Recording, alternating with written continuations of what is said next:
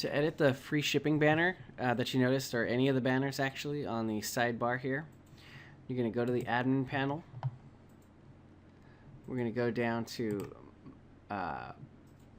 Tools, and then you'll see Slideshow Manager. Go ahead and click that. The free shipping one is Banner 23. You can always change those names so that you can make better sense of it later. Shows you a lot of things for this. It shows you how many times the banner was clicked, how many times it was displayed. It gives you a lot of good information here, so you can find out if your ads, your banner ad is working or if it's not. So you want to click Edit. You're going to see several different things that you can do here. There's quite a bit, actually. So the first thing is the slide title, so it's the name. So we can call this free shipping if you want. It's up to you. The slide URL. That's going to basically say where people go when they click the button. So for this one, we sent them directly to the collections page because it's just free shipping. It doesn't really pertain to anything specific. If you wanted to say, hey, I'm giving 50% off on all basic bootlets, then you would link it to the basic bootlets page so they can see all the different basic bootlets that are up for sale. That'd be one good use of it. But since it's just a free shipping, we send them to just a generic link, and that's fine. So back to the admin panel. The next is the targeting. I always recommend letting it open in a new tab, so that way in case people were in the middle of doing something, they can go right back to it and just close the other window. So I'd recommend leaving it at 1. Slide group, basically want to leave this alone. That has to do with the positioning of the ad. So we just leave that where it's at.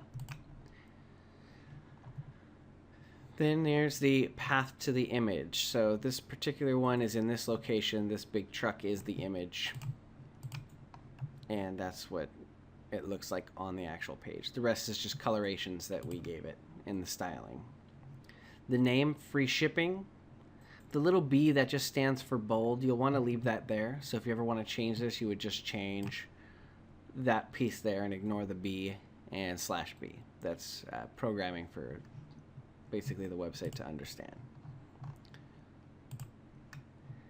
And that's going to make it nice and big and bold right up at the top. The on every order, this is the body text. So you can change it to say anything you want, and it's going to get the smaller font size and be placed right underneath. Currently, everything is sized exactly the way it needs to be to look the best. So you'll want to keep that in mind when you're typing out some new stuff. The price, if there's a specific price, you can list that. For this one, it's irrelevant, so we just leave it blank. The button, Shop Now, that's the text that appears right here, right where it says Shop Now. You can make it say anything you like. Buy now, order today, whatever kind of call to action that you want. Just make sure it's a clearly defined call to action. Make sure it says to do something. The scheduling, you can schedule them to show up at different times. You can set a date where it will expire so that it doesn't show anymore. For right now, none of that's important, so we just leave it blank. When you're all finished making changes, you hit save, and that's it. Anything you change would show up right there. And the same goes for Become a Fan on Facebook or Autumn Sale. So let's say we want to change this. It would be the same thing. We find it in the list, we edit, and we follow the same routine. You can change the name. Where does it go? Right now it just goes to facebook.com. Don't know your Facebook page, but once you get that up, you can just put your actual Facebook link right in here, hit save, and you're good to go. Same thing, the name is on top, Become a Fan, that's right here. Down below, on Facebook. That's the body text right down below. You can replace that with anything you like.